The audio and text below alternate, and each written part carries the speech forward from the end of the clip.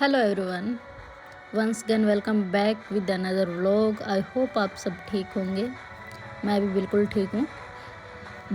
आज मैं आपको लेकर के चलूँगी एक बहुत ही प्यारी सी जगह पे। सबसे पहले हम उसके बारे में कुछ बात कर लेते हैं। भारत के उत्तरी पूर्वी क्षेत्र में एक खूबसूरत शहर है सिलीगुड़ी, और अभी मैं भी वहीं पर हूँ। तो चलो आपको भी घुमा देती हूँ कि हाँ भाई मेरे साथ। मेरा नाम अभिलाषा है और मैं घूमती रहती हूँ, ये तो आपको पता ही है। सिलीगुड़ी पश्चिमी बंगाल के 2 जिलों में विभाजित है। पहला है दार्जिलिंग और दूसरा है न्यू जलपाईगुड़ी। और यह अपनी नेचुरल ब्यूटी, पेड़ पौधे, हिल स्टेशन और भी बहुत से ऐसे टूरिस्ट अट्रैक्शंस होंगे जिसके लिए ये फेमस माना जाता है, क्योंकि यहाँ पर लोग देश विदेश बहुत सी जगहों से घूमने के लिए, इवन भारत से भी घूमने के लिए यहाँ पे आते हैं, क्योंकि ये हिल स्टेशन होने के साथ साथ में और भी बहुत से सुंदर सुंदर शहरों को अपने साथ में जोड़े हुए हैं। सो जैसा कि आप लोग देख ही पा रहे हैं, ये कोई सेट या कुछ और नहीं है, ये यहाँ की नेचुरल ब्यूटी है जो कि बहुत ज़्यादा सुंदर तरीके से दिख रही है आपको। ये इवनिंग का सनसेट है जो यहाँ पे बहुत ही ज़्यादा सुंदर लग रहा है। और वही है ना कि हाँ, सुंदर जगह पे हम खुद भी ज़्यादा सुंदर लगने लगते हैं। सो आप लोगों को मैं लेकर के चलती हूँ आज यहाँ की बहुत ही फेमस जगह पे घुमाने के लिए, जो इसको देखने के लिए लोग बाहर से भी ज़्यादातर आते हैं और इवन ब्रिटिश से बहुत ज़्यादा लोग इसे देखने के लिए आते हैं। आज मैं लेकर के चलती हूँ आपको यहाँ का जो कोरोनेशन ब्रिज है वो दिखाने के लिए। ये हमारे देश का ऐसा ब्रिज है जिसे लाखों लोग देखने के लिए आते हैं। इस ब्रिज का नाम है कोरोनेशन ब्रिज, जिसे भारत की आज़ादी से पहले बनाया गया था। और इसको बनाने के लिए स्टार्टिंग की जो डेट थी वो थी 12 मई 1929 को। इसको इसलिए डिसाइड किया गया क्योंकि उसी दिन ब्रिटेन में क्वीन एलिजाबेथ का राज तिलक हुआ था, और इस राजाभिषेक को यादगार बनाने के लिए इस ब्रिज को बनाया गया था। इस ब्रिज का नाम कोरोनेशन इसलिए रखा गया क्योंकि कोरोनेशन का मतलब ही राज्य अभिषेक होता है। इस ब्रिटेन के लोग और काफ़ी टूरिस्ट इस ब्रिज को नदी और पेड़ों की नेचुरल ब्यूटी को देखने के लिए आते हैं।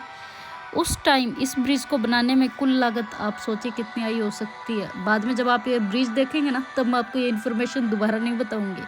सो आप सोचें कि उस ब्रिज को बनाने के अंदर उस टाइम में 1921 में भी 6 लाख रुपए आई थी।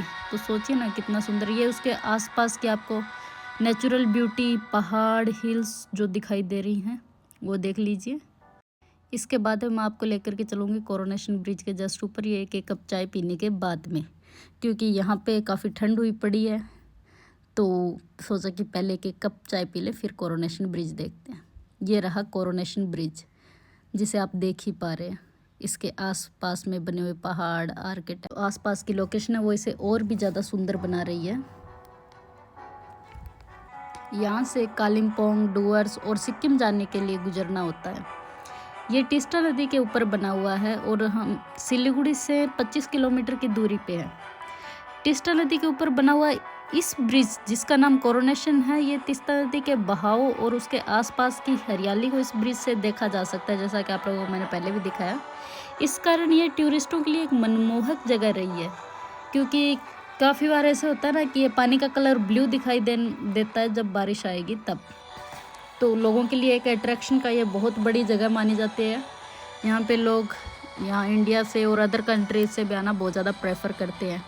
भारत के अंदर कुछ ही पुल बचे हैं जो इस तरह की आर्किटेक्ट का उदाहरण है। यह पुल बना हुआ है, ये है NH-31। ये नेशनल हाईवे 31 पर बना हुआ पुल है, जो कि अपने एक अनोखे आर्किटेक्ट के कारण बहुत ज़्यादा फेमस है, और इसे बने हुए लगभग 8 दशक से भी ज़्यादा हो गए। और ये जो रास्ता आपको दिखाई दे रहा है, ये सिक्किम, कालिम्पोंग और डुअर्स को जोड़े हुए है, और ये सिलीगुड़ी के लिए एक जीवनदायिनी रेखा के रूप में साबित हुई है। अब इससे आगे हम लोग ये देखने आए थे कि जो यहाँ का हिल एरिया है, इससे आगे घूमने के लिए और कौन सी जगह हैं। वैसे तो हम लोग इससे आगे भी गए हुए हैं, बट आज हम आपको लेकर के चलते हैं इससे आगे कि हाँ भाई यहाँ पे घूमने की और कौन कौन सी जगह। अभी जहाँ पे हम लोग जाएंगे वो है यहाँ से। इसकी एक और ख़ास बात बताती हूँ कि जहाँ पे अभी हम आए सिलीगुड़ी, वो एक समतल एरिया पे था। जो शहर है वो समतल एरिया पे बसा हुआ है, और उससे 2 किलोमीटर आगे ही पहाड़ स्टार्ट हो जाते हैं। अभी हम लोग आए सिलीगुड़ी है ना, वो पहाड़ियों के बीच में बसा हुआ एक शहर है। इसीलिए। और अभी हम जहाँ पे आए वहाँ पे पहाड़ी थी, अब हम उससे आगे जा रहे हैं, ये काफ़ी समतल एरिया आ गया है।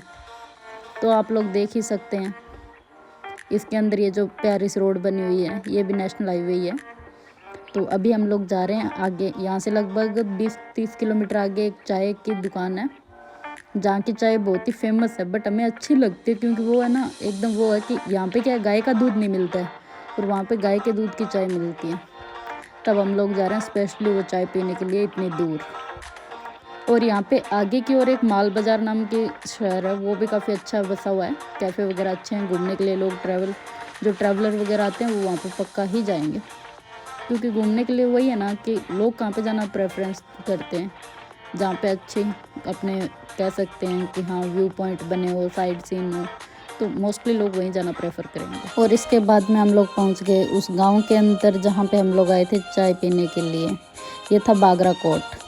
यहाँ पे एक छोटा सा वो कहते हैं ना हाँ कि चाय की एक अच्छी शॉप वगैरह है।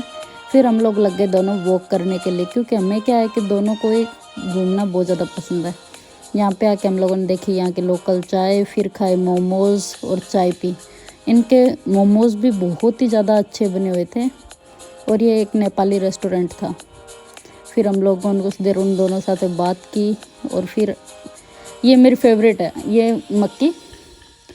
ये क्या है कि रास्ते में हमारे को एक जगह दिखाई दी, बट ये मेरे को बहुत ज़्यादा अच्छी लगती है। फिर हम लोगों ने यहाँ पे मक्की को रोस्ट करवाया इनसे और उसके बाद में हमने ये ली। बट यहाँ पे क्या हुआ कि सुमित चले गए थे गाड़ी पार्क करने के लिए और मैं खाने लग गई थी मक्की। और एक चीज़ और है, अपने कहते हैं ना कि हाँ कोई बार क्या होता है कि कुछ एक इंसान होते हैं जो अपनी छोटी छोटी विशेष का ध्यान रखें, बस वो एक अंडरस्टैंडिंग होती है और उससे रिलेशनशिप लंबी चलती रहती है। हाँ मेरे लाइफ में ये ज़रूर है, मैं भगवान को ज़रूर धन्यवाद कहूँगी। उसके बाद में हम पहुँच गए सिलीगुड़ी और सिलीगुड़ी आते हम लोगों ने देखा कि हाँ ये जो एक सुमित जी के ऑफिस के पास में क्या है कि वो चूल्हे वगैरह बनाते हैं ना अपने घरों में, तो उस चीज़ की शॉप बनी हुई थी। तो फिर मेरे को ये रहता है कि मेरे को एक चूल्हा लेना है और एक अंगीठी लेनी है, 2 चीज़ लेनी है। फिर उसी के ऊपर डिस्कशन किया और उसके बाद में हम लोग आ गए इधर और वो चूल्हे वगैरह नहीं लिए क्योंकि रात हो चुकी थी, कोई भी शॉप खुली नहीं थी, तो उसकी वजह से हमें देर रात हो गई। प्लीज़ आप लोगों ने यदि व्लॉग को पूरा देख लिया तो प्लीज़ लाइक शेयर और कमेंट कर दीजिएगा, जिससे कि मुझको भी अच्छा लगता रहे।